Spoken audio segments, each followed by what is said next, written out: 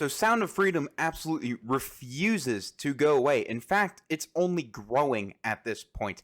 Sound of Freedom has racked up $4.5 million on Thursday, July 13th, which was yesterday.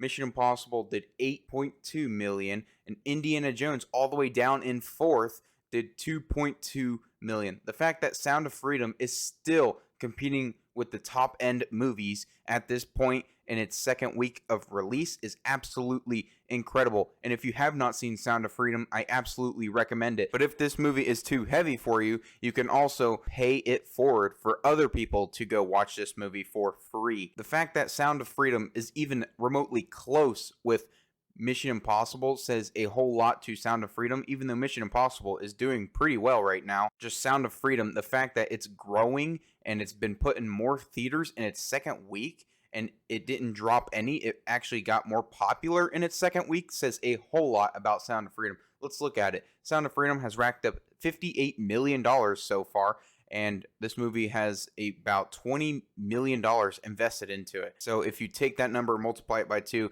that's $40 million for a break-even point. This movie's already made almost $20 million at the box office, which is absolutely insane. And you can see here on the weekly performance, Sound of Freedom in its first week did $21 million, but in its second week, on July 7th, it did $36 million, a 66% increase, and it did roughly $12,000 per theater in its second week. It also was put in 300 more theaters, so this movie is only growing the longer it's out and is awesome to see. And if you go to the box office chart, you can see Indiana Jones and the Dial of Destiny all the way down at fourth, because this movie is a complete dumpster fire, and it's in twice as many theaters at 4,600 still, and it's going to be taken out of theaters within the next week because it's losing their premium screens. But let's look at Dial of Destiny. Dial of Destiny has roughly $450 million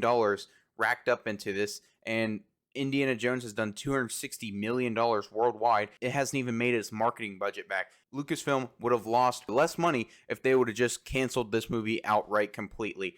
And as you can see, it dropped 55% in its second week, and now it's scraping the bottom of the barrel right now, and it's only racking up about $2 million a day and only $496 per theater, which is absolutely pathetic. But yeah, Sound of Freedom is absolutely crushing it.